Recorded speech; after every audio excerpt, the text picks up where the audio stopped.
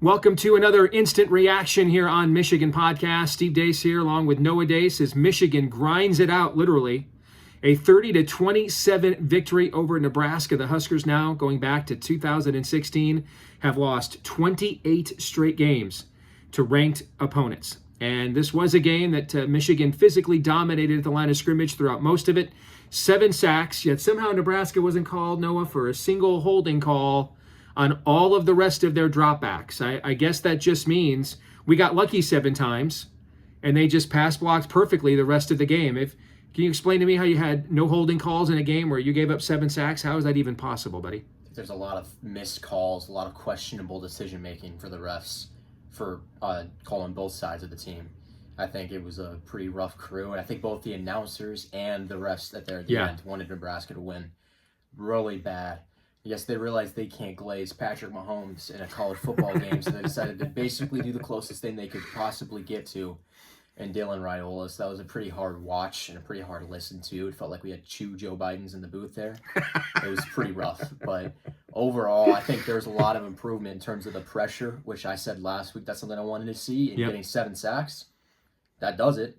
You know, a lot of those were coming from different players. A lot of those were 2 guys in on the sack at the same time. I think that really shows a lot of improvement. I think the defensive play calling was a lot better. There's some big plays that happened that we led up, but I think a lot of that was on the players and individual decision making, less so on the play calling. I think the play calling on the defense was a lot better this week. Agreed. Michigan with 286 yards rushing. Now here's the thing. Let's start with where that Hail Mary we gave up there before the half. To not call a timeout when you have 3 left to make sure you're in the right defensive alignment, to not call a timeout on 4th and 15, to make sure that they punt the football so they don't get to run it down to the end and then throw that in the first place. So the coaching there was just dreadful on our side. And then we had 5 guys in white jerseys there with 1 guy in a red jersey, and he just outfought those guys for the ball. He didn't just outfight him. He was standing in front of them. They're just standing. Yeah, he posted them up like a basketball game. You can't defend them if you're standing behind him. Correct. I got to tell you, you know me, I can get whiny. All right, people who follow me on X know this. I mean, you were with me when I nearly walked out of the Rose Bowl, and you talked me out of it. All right. I mean, I can go doom and gloom like that. Straight up, no whining. I thought there was no way we were mentally coming back from that. I really did not, especially because Bryce was not playing great. I thought he actually got worse as the game went on. There was a drive in particular there where we're trying to grind it out there with the 1-score lead, and he looked like a freshman. Samaj Morgan is wide open in the flat. And for whatever reason, he just throws him a point-blank fastball. I thought for sure, especially without Sharon Moore, I just did not see us being able to regain the momentum the way that we did. But we did. And not only that, the way that Michigan executed down the stretch, that last drive, grinding out the clock, first down after first down, getting it to a 2-score game with that Dominic Zabata field goal. That was absolute vintage Michigan. I thought the Michigan offensive line played the best game it has played so far this year. I thought Nathan Afobe played his absolute... Fabi? Yeah, according to the announcer. Fabi, yes. Call him a Fabi all game. Well, listen, you should call him fabulous, all right? Because that was by far the best game that he has played in a Michigan uniform. And I know that Nebraska's defensive front is undersized. Our buddy Isaiah Hole was pointing that out all week long. But they were running that Oklahoma style of defense, man, where they were plugging gaps, coming downhill. They were trying to get numbers in the box against us. So we found a way to win. And this was, I think, now you're 3-1 going into the bye. You had to think, if you wanted to be a playoff team, you had to split, I think, one of these 2 road games with Oklahoma and Nebraska. And if you're going to split, this is probably the one you wanted to win since it was the conference game. And now you get Sharon back. And not only did we come back after taking that Jimmy kick right there before the half, but we did it without Bryce Underwood being sensational. I would have never predicted that either. Justice Hayes, though, was sensational as well. So your thoughts on how we came back here in the second half, Noah? I think there's a 3-headed monster in the backfield. I don't think it's just Jordan Marshall, Justice Haynes. I think Bryce Underwood as well. I think that you have a legitimate running threat in the backfield at every single time. You could randomly break out a 50-yard touchdown run. And I think if we had slightly better receivers, that would make this offense incredibly, incredibly dangerous. I'd like to see a bit of improvement in the offensive line play, but in that 8 minute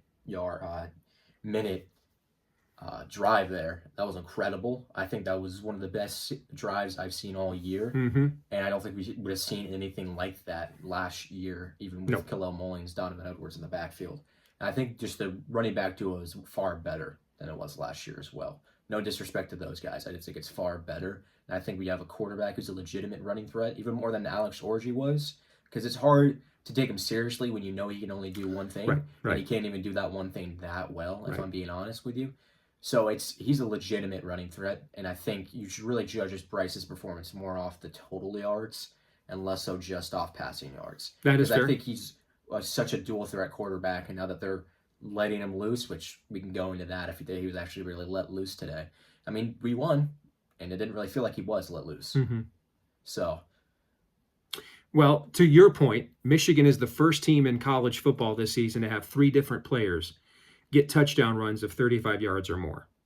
I mean, Justice Hayes right now is even ahead of the pace that Blake Corum was on through 4 games in 2022, when frankly Blake probably wins the Heisman Trophy if he doesn't tear that meniscus against Illinois in the penultimate game of the year, right? So he's ahead of that pace. He's ahead of Hassan Haskins' pace. When we were putting up 300-yard rushing games every week, to start the year with that Joe Moore award-winning offensive line. Jordan Marshall now is getting more and more into the offense as normally the guy with the speed is the complementary piece. So this is a little bit inverted from how it normally is. But now you get tired of chasing Justice Haynes around, for 2.5 quarters. And now here comes the thumper now to lean on you a little bit and to pound on you. I thought, for the most part, I thought Chip Lindsey called a phenomenal game. If you go to the touchdown run, that the 75-yarder, which I guess Justice is going to do these every week now, apparently. But if you go to that 75-yarder, that was right off of the quarterback counter we ran with Bryce last week. And when you see Max Bredesen take off like he's going to set up, the outside run for Bryce, you see the entire Nebraska front shifts over. And so now there's just one man in the hole for Justice to beat. And that's his job, is to beat that guy. And he did it to the house. That's just one example of what I thought was a solid offensive game plan today by Chip Lindsey. You're right. We didn't really, after the first quarter or so, didn't really turn Bryce loose. But I think that was the smart play, given how well we were running the football. I mean, Michigan averaged 7 yards a play. If you average 7 yards a play and you don't lose a turnover battle by 2 or 3, you're going to win probably 95% of the time. I think we do what works, and we did, and that was running the football. I think if you're running the football successfully, there's no need to throw it out there with a true freshman at quarterback, even one as good as Bryce. I think they're just doing what works, and they almost hit 300 yards against a team that's not horrible. I mean, it wasn't 400 yards, but again, that was last week against Central Michigan. So I think they were just doing what works, and that's what I'd like to see. I mean, I feel like it was less stubborn. Like, they weren't stubbornly running the football. They were running the football when they should have. And I was really impressed to see that. Let's talk about the defense, which was sensational for most of this game. All right. But even in this game, if you look at the 27 points that Nebraska scored, they got a free touchdown on a 3rd and 9 when Tevis Metcalf just lets the slot receiver just run all by himself down the seam. And he's so open that the corner, Jair Hill, has to come off his guy to even be in the screen. All right. So there's an easy touchdown there. Then there is the Hail Mary before the end of the half. And then there's Brandon Hillman. Noah, I've sat down and watched every Michigan football game on TV for 43 years. The list of penalties dumber than the one Brandon Hillman got today. Whatever that was to the Nebraska bench, and frankly, it was so bad I couldn't believe he was still in the game after that. We were off the field. The game is probably over right there.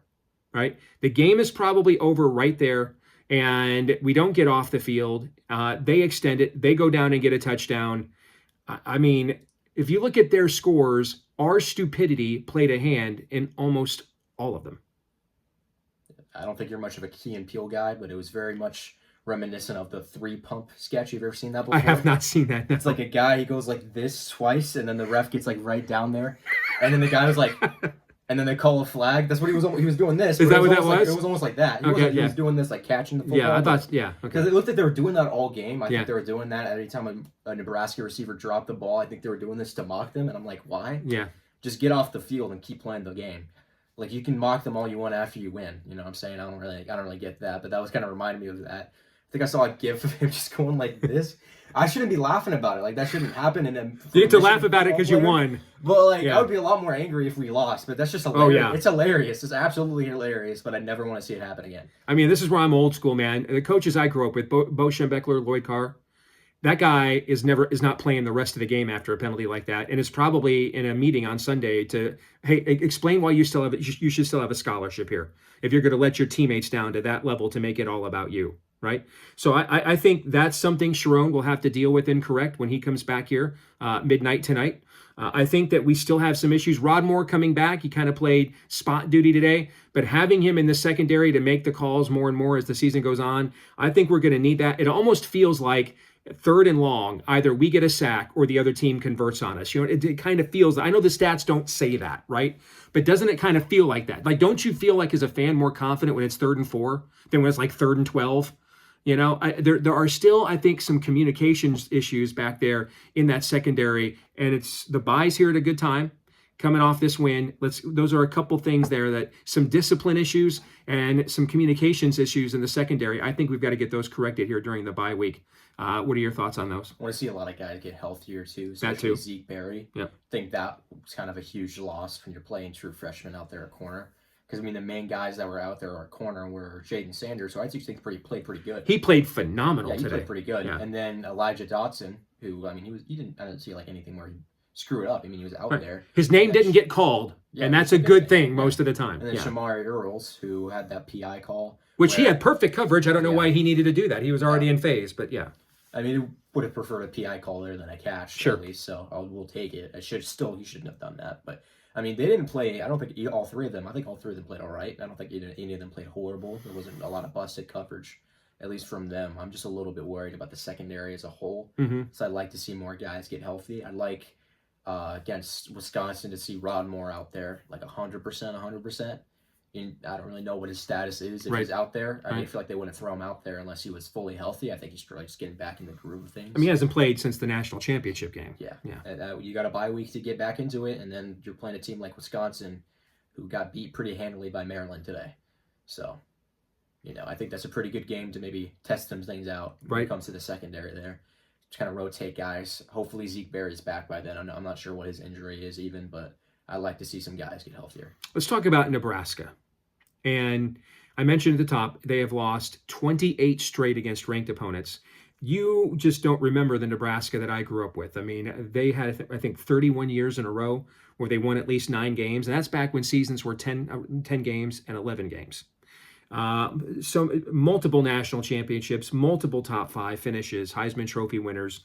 It's a program that has definitely fallen on hard times. And I said before the game today, no, I said, listen, we don't have our head coach. We have a freshman quarterback. We have a spotty offensive line.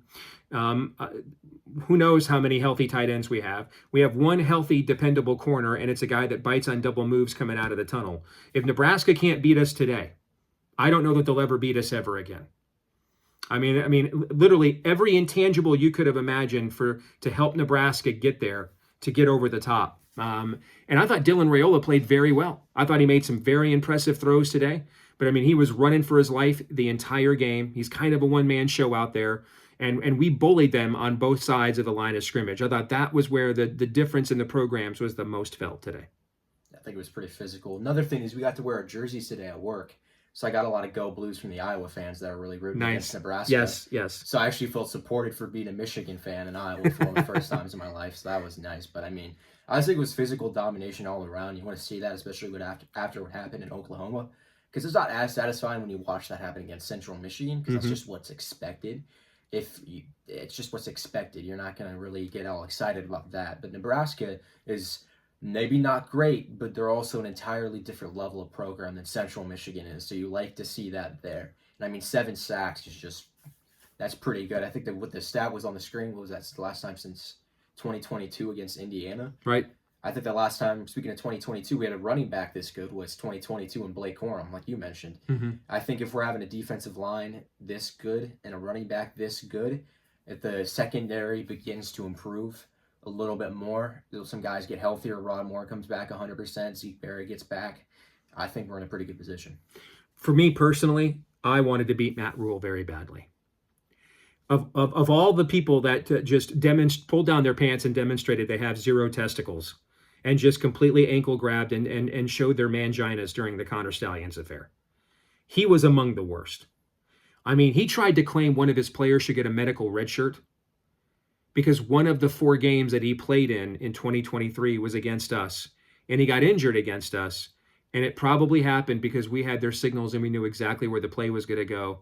Because Noah, football, no one gets hurt in this sport unless they know exactly what the other team's play is. Nothing ever randomly happens to cause an injury out there. You forget when they ran on the field with the signal and started bashing in his face to injure him? Yes. How'd you forget about that? I mean, he then tried to play it off like we only beat him. I think, wasn't that game like 40 something to 7? Yeah, I mean, we just dominated them, 7, right? like that. And he tried to play it off. It was all because of Connor Stallions. He was among the most, literally, if you listen to Matt Rule talk about that season in Connor Stallions, you're going to feel your T level literally just drop. You're going to just feel it. Like you're going to feel your voice go higher.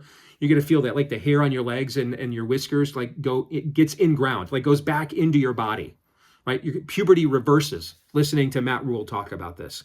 And I wanted to beat that dweeb really bad. And I wanted to be able to say, dude, you're bitching about Connor Stallions. You couldn't beat an interim head coach. So for me, on a personal level, I am very satisfied to stuff this one down Matt Rule's throat. It's less funny when we have an actual quarterback, though. We can't use we don't have a quarterback thing, which is it's great because you can use it as an excuse if you lose, and you can use it as a mocking tool if you win. It's a kind of a win-win situation. Not really. It's a win-lose situation pretty much, but it's still funny to use that. I mean, we have an actual quarterback now, so it's not as funny, but still, I mean, you couldn't beat an interim head coach. So, yeah. All right, so it's going to be a few weeks before you and I do one of these again. We have a bye next week. I'm actually on the road the following week. All right, so give me some ideas when we play Wisconsin. Over the next couple of weeks, you mentioned getting some guys healthy. We had 15 guys on an injury report in week 4. Some Detroit Lions. I mean, yeah, last year. Again, 43 years I've been a fan. I cannot remember a season ever where 3 weeks in a row, a significant player on our 2 deep got hurt in practice and couldn't go in the game that week. I've just never heard of that. So we definitely have to get some guys healthy for sure. You mentioned that's one thing you're looking for. What else are you looking for here over the next couple of weeks that when we play again against Wisconsin, it demonstrates to you, hey, we put that time to good use? See improvement from the wide receivers. Like catching the ball, I'd perhaps. like to see Andrew Marsh step up a little bit more. I feel like I thought in the offseason he was the kind of guy where it would take him a few weeks, but by the end of the season he could potentially be a starter. I love the way he blocks, man. I think he blocks like a son of a gun. Yeah. I think it's going to be week 6 into the season. I think that's a few weeks into the season. You got a bye week here. Mm-hmm. Get him more reps. I think if you're one of the coaches, you see what Samaj Morgan, what Channing Goodwin did today, and you look at Andrew Marsh and say, hey, this is your time. If you play well in this bye week, you're going to be starting in week 6. That's what I would do if I was a head coach. I mean, if he's starting out there and he doesn't play that good, it's Wisconsin. We're probably going to win anyway. You know what I'm saying? Yeah. So I want to see that. I want to see a little bit more from him. I think other than that, I don't really know if there's any wide receivers that I'm like, wow, I really want to see him get on the field. I don't think Anthony Simpson is like all that great. I don't think he'd be a horrible option, but I don't think he'd be all that great. And I mean, Shamar Browder, I think he should have some time to develop. So I'm not super eager to see him out there. I'm really eager to see Andrew Marsh, though. So I'd like to see a bit of that. And if not him, I want to see the guys that are actually out there improve a little bit. I also want to see us target Donovan McCulley a bit more. I think he deserves more targets. I think that was a really close catch there. We had like half an inch of his toe out of bounds. That was a phenomenal play by McCulley. Phenomenal play, right? Yeah. It was a phenomenal play. I think he deserves more targets. Mm-hmm. I just don't think they're giving him the ball as much as they should. I think he's a pretty amazing playmaker. He's easily the best wide receiver on our roster, and that's no surprise. So I'd like to see a bit more from him. And as a stat guy, I want to see a little bit more stat padding from Bryce Underwood over on the air as well. Like I said, it kind of more matters about his overall yards total and less so about just the passing yards, but I want to see some passing yards. It'd be really satisfying after everything that happened in 2024 to see like a 300-yard, 3-touchdown game. I just kind of want to see that. That's a more me thing. I don't think we need to have that to be a good team, but I'd like to see that personally. I'd like to see some tampering. I'd be making back channels to any receiver you think is good that could academically qualify to Michigan that'll be hopping in the portal here after the first of the year. I mean, well, I guess I don't want to see tampering, but I'd suggest we be doing it, all right? Because This is a young offensive line, and arguably the two most high ceiling talented players in that room are not playing this season. All right. I mean, one of them, blew out his knee in camp, and the other one's not physically ready yet. So you've got the offensive line, you've got the numbers to develop anyway. You've got the running attack, you've still got that culture and identity, and you've got the stud quarterback. What are we missing here? So what I would like to see.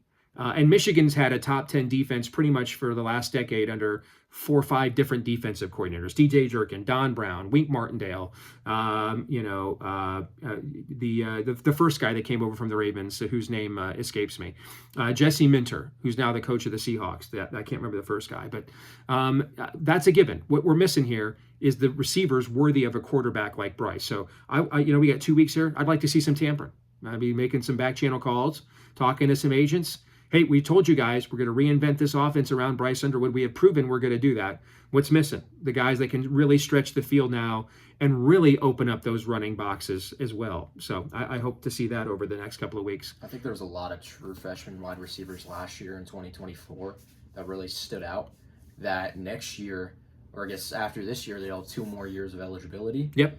And then you only got really after this year 2 more good years out of Bryce. I think you got to try to shoot after one of those guys. That's a great idea. So if you throw him a big enough bag after the 2026 season, you could keep him from 2027. Yep. And then you get a pretty good weapon for Bryce in 2026 and 2027. I mean, we already got a quarterback commit in 26 and 27, so you don't have to throw $12 million at another guy. Mm-hmm. I don't think you should throw $12 million at a wide receiver, but I think you should throw a sizable amount of money at a wide receiver if you could afford it. I see no reason why not. I think this would have been a 3-score game if we had a legitimate 100% passing threat. I think by far and away we were the better team. Yep. I think we were only favored to win by like 1.5, 2.5 points. I think today it was 1.5. Before it's 2.5. But I mean, I think we were a lot better team than just 3 points than Nebraska was, especially after watching that game. I think Dylan Ryle is pretty good. I just personally don't like him, so I don't want to say that, but he is. He's just a good player because he's taken after a good player. I just don't like that player very much either. I don't really like either of them, but yeah, I think he's a really good player. I think just other than him, you're by far in the way the better team. We should have won by way more, but I'll still take the win. I still saw a lot of improvement in the areas I wanted to, apart from the wide receivers. Great stuff, Noah. Thank you. Thank you. All right, folks. See you in a couple weeks. Go Blue.